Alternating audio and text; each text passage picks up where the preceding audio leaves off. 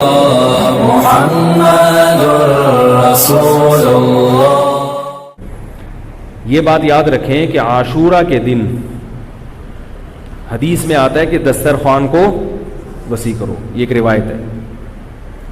میں نے پچھلے سال اس مسئلے کی خوب تحقیق کی تھی، اس کا میں خلاصہ بیان کر رہا ہوں۔ عاشورہ کے دن دسترخوان وسیع کرنے کے بارے میں جتنی بھی حدیثیں ہیں، کوئی بھی صحیح حدیث بولو بھائی نہیں۔ پہلی بات تو یہ ہو گئی۔ دوسری بات یہ، اگرچہ صحیح حدیث نہیں ہے مگر کثرت طرق کی وجہ سے سندیں بہت ہیں، روایتیں بہت ہیں، تو جب ضعیف حدیث کی سندیں زیادہ ہوتی ہیں تو وہ درجہ حسن کو پہنچ جاتی ہے، قابل قبول بن جاتی ہے۔ تو اس بنیاد پر عاشورہ کے دسترخوان وسیع کرنا، لوگ دیکھا ہوگا نا عاشورہ میں اپنے گھر والوں کو بہت کھلا رہے ہوتے، تو اس کے بارے میں علماء کی دو رائے بن گئی۔ بعض علماء یہ کہتے ہیں کہ چونکہ حدیثیں ضعیف ہیں لہذا عاشورہ کے دن دسترخوان وسیع کرنا بدعت عمل ہے، جائز عمل نہیں ہے، اس کی کوئی فضیلت نہیں ہے۔ یہ عرب کے بعض علماء کا یہ مذہب ہے۔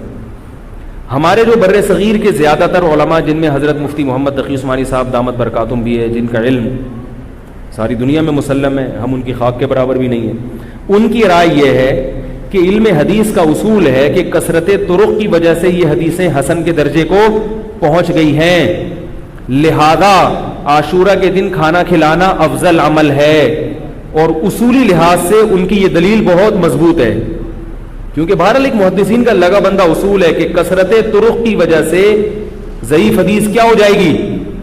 بھئی یہ کمزور آدمی آپ کو ایک بات آگے بیان کرتا ہے، دوسرا بھی بیان کرتا ہے مگر وہ بھی ہے کمزور، مگر تیسرا بھی، تو اب وہ تینوں مل کے ان کی بات میں جان آ جاتی ہے نا، آئی بات سمجھ میں؟ اب لیکن بعض حضرات اس کے بھی خلاف ہیں۔ میرا جو اپنا، میں بہت نالائق ہوں، مجھے عجیب سا لگتا ہے میں علماء کے بارے میں یہ کہوں کہ میری رائے ہے، میری کوئی اوقات نہیں ہے، لیکن اب لوگ بیٹھے ہوئے ہیں سننے کے لیے۔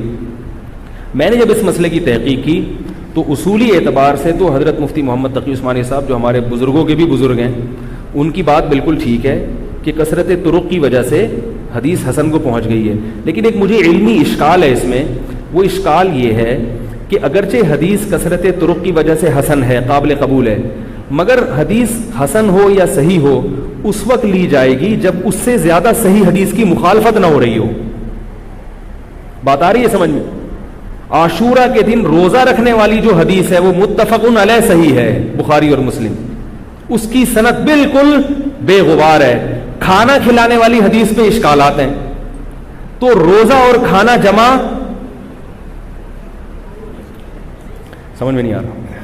بھئی روزہ اور کھانا جمع، بھئی روزہ رکھنے میں بھوکا رہنے کا حکم آ رہا ہے، جب خود کرو گے تو پھر پبلک